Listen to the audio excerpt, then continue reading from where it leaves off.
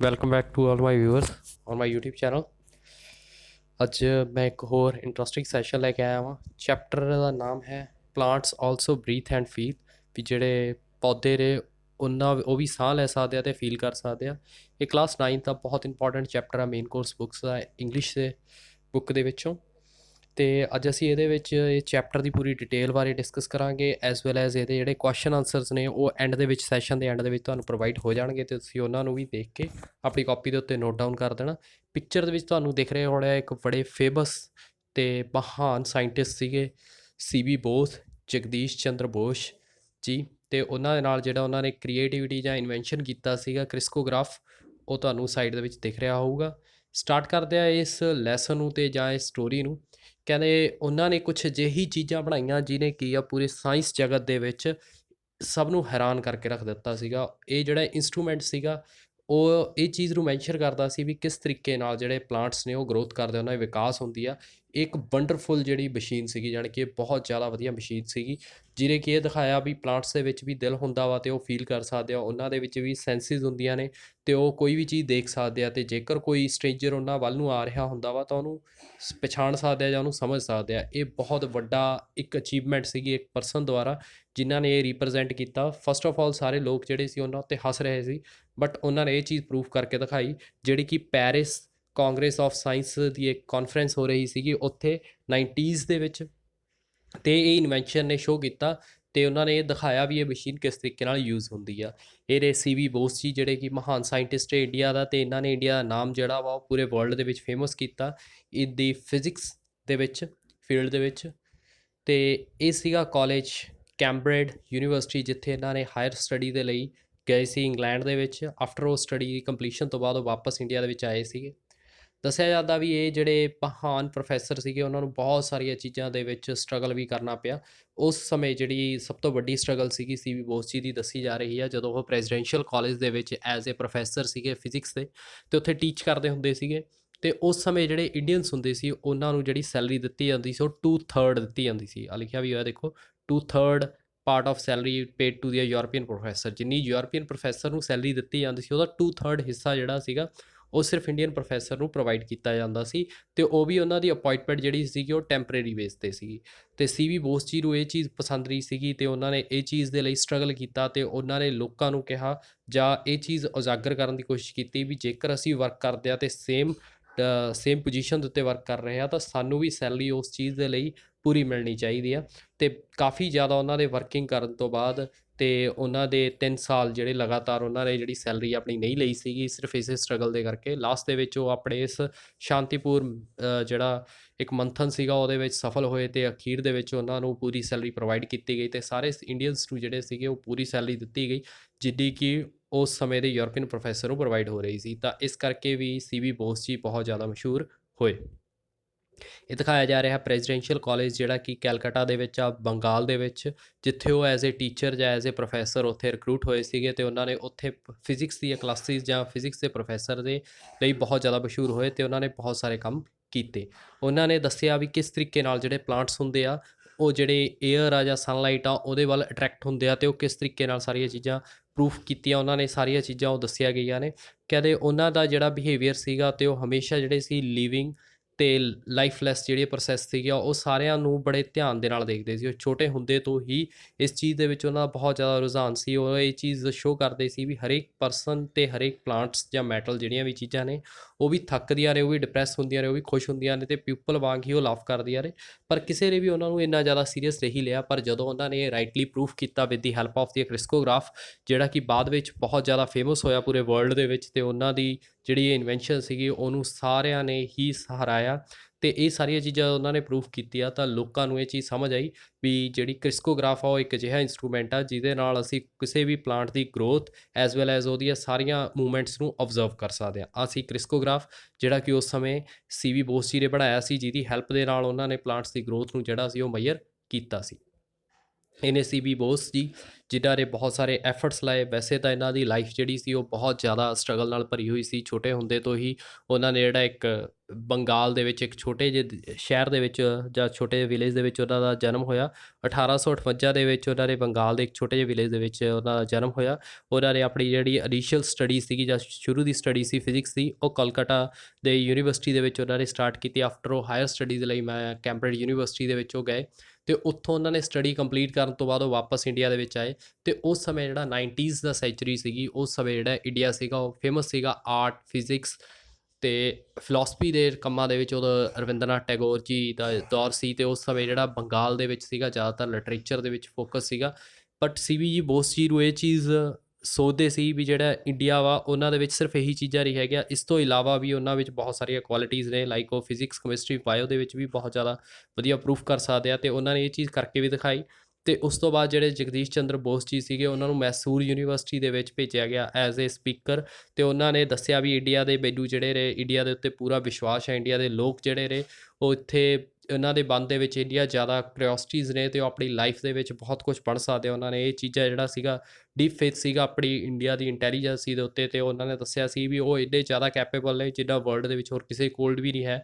ਤਾਂ ਉਹ ਚੀਜ਼ ਚਾਹੁੰਦੇ ਸੀ ਵੀ ਇੰਡੀਆ ਜਿਹੜਾ ਵਾ ਉਹ ਜਿਵੇਂ ਪਾਸ ਦੇ ਵਿੱਚ ਉਹਨਾਂ ਨੇ ਵਧੀਆ ਪਰਫੋਰਮੈਂਸ ਦਿੱਤੀ, ਆਉਣ ਵਾਲੇ ਸਮਿਆਂ ਦੇ ਵਿੱਚ ਵੀ ਵਧੀਆ ਦੇ ਸਕੇ। ਅਤੇ ਰੈਗੂਲਰਲੀ ਉਹਨਾਂ ਨੂੰ ਇਹ ਚੀਜ਼ ਲੱਗਦੀ ਸੀ। ਅਤੇ ਉਹ ਇੱਕ ਮਹਾਨ ਸਾਇੰਟਿਸਟ ਹੋਣ ਦੇ ਨਾਲ ਨਾਲ ਆਪਣੇ ਇੱਕ ਦੇਸ਼ ਭਗਤ ਪ੍ਰੇਮੀ ਵੀ ਸੀਗੇ। ਅਤੇ ਉਹ ਹਮੇਸ਼ਾ ਫਿਊਚਰ ਦੇ ਵਿੱਚ ਇਹੀ ਹੋਪ ਸੀ ਵੀ ਇੰਡੀਆ ਦੇ ਵਿੱਚ ਜਿਹੜੇ ਹੋਰ ਵੀ ਲੋਕ ਨੇ ਉਹ ਵਧੀਆ ਪਰਫੋਰਮੈਂਸ ਕਰਨਗੇ। ਇਹ ਸੀਗੇ ਸੀ.ਵੀ. ਜੀ ਬੋਸ ਜੀ ਅਤੇ ਉਹਨਾਂ ਦੀ ਜਿਹੜੀ ਇਨਵੈਂਸ਼ਨ ਕ੍ਰਿਸਕੋਗ੍ਰਾਫ, ਜਿਹਦੇ ਨਾਲ ਉਹਨਾਂ ਨੇ ਸਾਰਾ ਚੀਜ਼ ਮੈਂਸ਼ਨ ਕੀਤੀ। ਉਹਨਾਂ ਨੇ ਦੱਸਿਆ ਵੀ ਕਿਸ ਤਰੀਕੇ ਨਾਲ ਪਲਾਂਟਸ ਜਿਹੜੇ ਨੇ ਉਹ ਸਨ ਦੇ ਨਾਲ ਉਹ ਇੱਧਰ ਉੱਧਰ ਨੂੰ ਹਿਲਦੇ ਡੁਲਦੇ ਰਹਿੰਦੇ ਆ ਅਤੇ ਕਿਸ ਤਰੀਕੇ ਨਾਲ ਇਹ ਸਾਰੀਆਂ ਚੀਜ਼ਾਂ ਹੁੰਦੀਆਂ ਨੇ। ਵੈਸੇ ਤਾਂ ਫਸਟ ਆਫ ਆਲ ਜਿਹੜੇ ਲੋਕ ਸੀਗੇ ਉਹਨਾਂ ਨੇ ਉਹਨਾਂ ਨੂੰ ਪਾਗਲ ਜਾਂ ਮੈਡ ਵੀ ਕਿਹਾ, ਬਟ ਫਿਰ ਵੀ ਉਹਨਾਂ ਨੇ ਇਹ ਚੀਜ਼ ਜਦੋਂ ਪ੍ਰੂਫ ਕੀਤੀ ਤਾਂ ਇਹਨਾਂ ਦੀ ਇਨਵੈਂਸ਼ਨ ਜਿਹੜੀ ਸੀਗੀ ਉਹ ਪੂਰੇ ਵਰਲਡ ਦੇ ਵਿੱਚ ਸਹਿਕਾਰੀ ਗਈ। ਤਾਂ ਇਹ ਚੀਜ਼ਾਂ ਦੇ ਨਾਲ ਜਿਹੜੇ ਸੀ.ਵੀ. ਬੋਸ ਜੀ ਸੀਗੇ ਉਹ ਇੱਕ ਮਹਾਨ ਸਾਇੰਟਿਸਟ ਬਣੇ।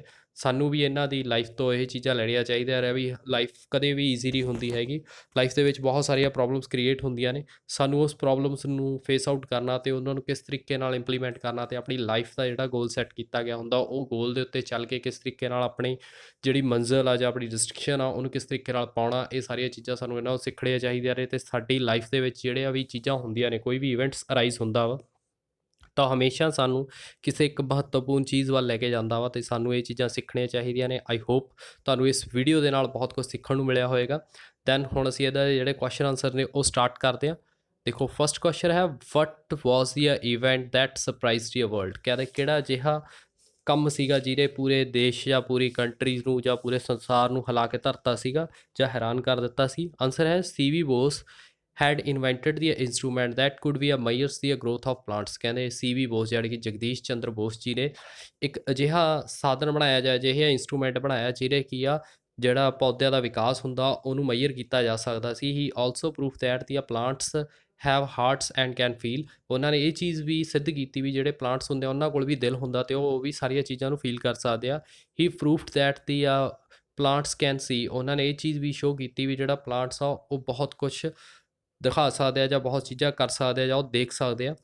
They can sense that the stranger is coming towards them. ਉਹਨਾਂ ਨੇ ਇਹ ਚੀਜ਼ ਵੀ ਦਿਖਾਈ ਵੀ ਕਿਸ ਤਰੀਕੇ ਨਾਲ ਜਿਹੜੇ ਪਲਾਂਟਸ ਨੇ ਉਹਨਾਂ ਨੂੰ ਇਹ ਚੀਜ਼ ਫੀਲ ਹੋ ਜਾਂਦੀ ਆ ਵੀ ਕੋਈ ਉਹਨਾਂ ਵੱਲ ਨੂੰ ਆ ਰਿਹਾ ਵਾ। It was this Discovery that surprise the world. ਜਿਹੜੀ ਆਹ ਖੋਜ ਕੀਤੀ ਗਈ ਇਹਨੇ ਪੂਰੇ ਸੰਸਾਰ ਨੂੰ ਹੈਰਾਨ ਕਰ ਦਿੱਤਾ ਸੀ। ਸੈਕਿੰਡ ਕੁਐਸਚਨ ਆ, ਰਾਈਟ ਦੀ ਇੰਸਟਰੂਮੈਂਟ ਮੇਡ ਬਾਏ ਦੀ ਜਗਦੀਸ਼ ਚੰਦਰਾ ਬੋਸ। ਜਿਹੜੇ ਜਗਦੀਸ਼ ਚੰਦਰਾ ਬੋਸ ਜੀ ਸੀ ਜਿਹੜਾ ਉਹਨਾਂ ਨੇ ਇੰਸਟਰੂਮੈਂਟ ਜਾਂ ਇੱਕ ਸਾਧਨ ਬਣਾਇਆ ਸੀ ਉਹਦਾ ਨਾਮ ਦੱਸਣਾ ਬਾਈ, ਉਹਦਾ ਨਾਮ ਕੀ ਸੀ? ਕ੍ਰਿਸਕੋਗ੍ਰਾਫ। ਉਸ ਤੋਂ ਬਾਅਦ ਹੈ ਵਟ ਕੁਡ ਦੀ ਇੰਸਟਰੂਮੈਂਟ ਮੈਜ਼ਰ। ਜਿਹੜਾ ਇਹ ਇੰਸਟਰੂਮੈਂਟ ਸੀ ਉਹ ਕੀ ਮੈਜ਼ਰ ਕਰਦਾ ਸੀਗਾ? It could ਮੈਜ਼ਰਸ the growth of the plants. ਇਹ ਸਿਰਫ ਪਲਾਂਟਸ ਦਾ ਜਿਹੜਾ ਵਿਕਾਸ ਹੋ ਰਿਹਾ ਉਹਨੂੰ ਮੈਜ਼ਰ ਕਰਦਾ ਸੀ। ਉਸ ਤੋਂ ਬਾਅਦ ਹੈ what was the India known for the India 19th century. 19ਵੀਂ ਸਦੀ ਦੇ ਵਿੱਚ ਭਾਰਤ ਜਿਹੜਾ ਸੀ ਉਹ ਕਿਸ ਚੀਜ਼ ਲਈ ਮਸ਼ਹੂਰ ਸੀ? ਦੀ India was non for it's achievements in arts, literature and philosophy. ਜਿਹੜਾ ਇੰਡੀਆ ਸੀਗਾ ਉਸ ਸਮੇਂ ਜਿਹੜਾ ਸੀਗਾ ਆਰਟ, ਲਿਟਰੇਚਰ ਅਤੇ ਫਿਲੋਸਫੀ ਦੇ ਵਿੱਚ ਬਹੁਤ ਜ਼ਿਆਦਾ ਮਸ਼ਹੂਰ ਸੀਗਾ, ਯਾਨੀ ਕਿ ਕਲਾਕ੍ਰਿਤੀ ਦੇ ਵਿੱਚ ਬਹੁਤ ਜ਼ਿਆਦਾ ਮਸ਼ਹੂਰ ਸੀ। ਉਸ ਤੋਂ ਬਾਅਦ ਹੈ where did the Bose go for the higher study. C V. Bose ji ਜਿਹੜਾ ਆਪਣੀ ਹਾਇਰ ਸਟੱਡੀ ਲਈ, ਉੱਚ ਸਿੱਖਿਆ ਲਈ ਕਿੱਥੇ ਗਏ ਸੀ? He went to the England. ਉਹ ਇੰਗਲੈਂਡ ਦੇ ਵਿੱਚ ਗਏ। ਉਸ ਤੋਂ ਬਾਅਦ ਹੈ what did he have to struggle for. ਕਹਿੰਦੇ ਕਿਸ ਚੀਜ਼ ਦੇ ਲਈ ਉਹਨਾਂ ਨੇ ਸੰਘਰਸ਼ ਕੀਤਾ? Bose worked as the professor of physics in Kolkata. ਉਹ ਕੋਲਕਾਤਾ ਦੇ ਵਿੱਚ ਪ੍ਰੋਫੈਸਰ ਦੇ ਤੌਰ ਤੇ ਵਰਕ ਕਰਦੇ ਸੀ, but he was give only half of what was paid to the European professor. ਉਹਨਾਂ ਨੂੰ ਪਰ ਸਿਰਫ ਹਾਫ ਸੈਲਰੀ ਹੀ ਦਿੱਤੀ ਜਾਂਦੀ ਸੀ ਜਿੰਨੀ ਕਿ ਯੂਰਪੀਅਨ ਪ੍ਰੋਫੈਸਰ ਨੂੰ ਮਿਲਦੀ ਸੀ। Bose protested against it. Bose ਨੇ ਉਸ ਦੇ ਖਿਲਾਫ ਆਵਾਜ਼ ਉਠਾਈ। In the end he was give his due. ਤਾਂ ਅਖੀਰ ਦੇ ਵਿੱਚ ਉਹ ਜਿੱਤ ਗਏ ਅਤੇ ਉਹਨਾਂ ਨੂੰ ਉਹਨਾਂ ਦੇ ਜਿਹੜੇ ਡਿਊ ਸੀਗੇ, ਜਾਣੀ ਕਿ ਜਿੰਨੇ ਪੈਸੇ ਬਣਦੇ ਸੀ ਉਹਨਾਂ ਨੂੰ ਦਿੱਤੇ ਗਏ। ਉਸ ਤੋਂ ਬਾਅਦ ਹੈ ਵਟ ਕੈਨ ਦੀ ਪਲਾਂਟਸ ਫੀਲ, ਵੀ ਜਿਹੜੇ ਪਲਾਂਟਸ ਨੇ ਉਹ ਕੀ ਚੀਜ਼ ਨੂੰ ਮਹਿਸੂਸ ਕਰ ਸਕਦੇ ਆ। ਆਨਸਰ ਹੈ plant can feel like a human being. ਉਹ ਮਨੁੱਖਾਂ ਦੀ ਤਰ੍ਹਾਂ ਉਹ ਸਭ ਕੁਝ ਫੀਲ ਕਰ ਸਕਦੇ ਆ। They can feel tired, sad and happy. ਉਹ ਜਿਹੜਾ ਵਾ ਥਕਾਵਟ, ਦੁਖੀ ਅਤੇ ਖੁਸ਼ੀ, ਉਹ ਸਾਰੀਆਂ ਚੀਜ਼ਾਂ ਨੂੰ ਮਹਿਸੂਸ ਕਰ ਸਕਦੇ ਆ। ਅਗਲਾ ਕੁਐਸਚਨ ਹੈ how can one be glorious, ਵੀ ਕਿਸ ਤਰੀਕੇ ਨਾਲ ਅਸੀਂ ਆਪਣੇ ਆਪ ਨੂੰ ਗਵਾਂਤਰਿਤ ਮਹਿਸੂਸ ਕਰ ਸਕਦੇ ਹਾਂ। One can be glorious through to the one ਨੋਵਲਸ ਐਕਸ਼ਨਸ ਐਂਡ ਹਾਰਡ ਵਰਕ। ਕਹਿੰਦੇ ਜੇਕਰ ਅਸੀਂ ਇੱਕ ਚੰਗੇ ਕੰਮ ਕਰੀਏ ਅਤੇ ਸਖਤ ਮਿਹਨਤ ਕਰੀਏ ਤਾਂ ਇਸ ਚੀਜ਼ ਦਾ ਸਾਨੂੰ ਗੌਰਵ ਹੋਣਾ ਚਾਹੀਦਾ। ਗਲੋਰੀਸ comes from to through the action not to ਦੀ ਆਈਡਲਨੈਸ। ਕਹਿੰਦੇ ਵੀ ਕਦੇ ਵੀ ਸਾਨੂੰ ਜਿਹੜਾ ਯਸ਼ ਆ ਜਾਂ ਤੁਸੀਂ ਕਹਿ ਦਿਓ ਵੀ ਗੌਰਵਾਂਤਰਿਤ ਆ, ਉਹ ਉਦੋਂ ਹੀ ਕੰਮ ਮਹਿਸੂਸ ਪ੍ਰਾਪਤ ਕਰ ਸਕਦੇ ਆ ਜੇਕਰ ਅਸੀਂ ਨਿਕੰਮੇਪਣ ਨੂੰ ਛੱਡ ਦਈਏ।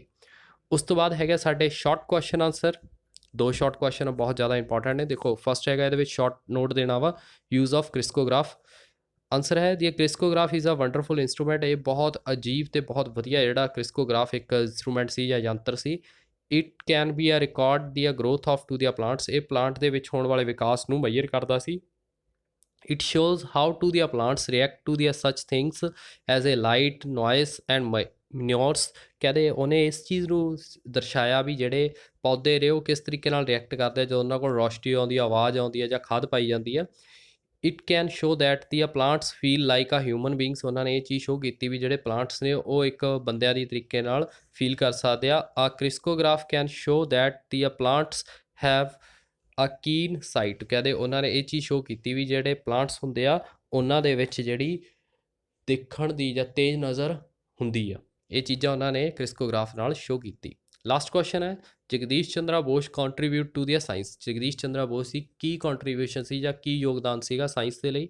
ਆਨਸਰ ਹੈ ਸੀ ਵੀ ਬੋਸ ਵਾਜ਼ ਅ ਗ੍ਰੇਟ ਸਾਇੰਟਿਸਟ। ਜਿਹੜੇ ਸੀ ਵੀ ਬੋਸ ਸੀਗੇ ਉਹ ਇੱਕ ਮਹਾਨ ਵਿਗਿਆਨੀ ਸੀਗੇ। ਹੀ ਵਾਜ਼ to the interested in to the animals and plants. ਉਹ ਪਲਾਂਟਸ ਅਤੇ ਐਨੀਮਲਸ ਦੇ ਵਿੱਚ ਬਹੁਤ ਜ਼ਿਆਦਾ ਇੰਟਰਸਟਡ ਸੀਗੇ। ਹੀ ਪ੍ਰੂਫ ਦੈਟ ਆਲ ਲਿਵਿੰਗਸ, ਵੀ ਉਹਨਾਂ ਨੇ ਇਹ ਚੀਜ਼ ਸ਼ੋ ਕੀਤੀ ਵੀ ਸਾਰੀਆਂ ਚੀਜ਼ਾਂ ਜਿਹੜੀਆਂ ਨੇ ਜਿਉਂਦੀਆਂ ਨੇ ਦੀਆਂ ਲਾਈਫਲੈਸ ਆਬਜੈਕਟ ਬਿਹੇਵਡ ਇਨ ਦੀ ਸੇਮ ਵੇ। ਇਸੇ ਤਰੀਕੇ ਨਾਲ ਜਿਨ੍ਹਾਂ ਦੇ ਵਿੱਚ ਜਾਨ ਨਹੀਂ ਹੈਗੀ ਉਹ ਵੀ ਸਾਰੇ ਸੇਮ ਤਰੀਕੇ ਨਾਲ ਕੰਮ ਕਰਦੇ ਨੇ।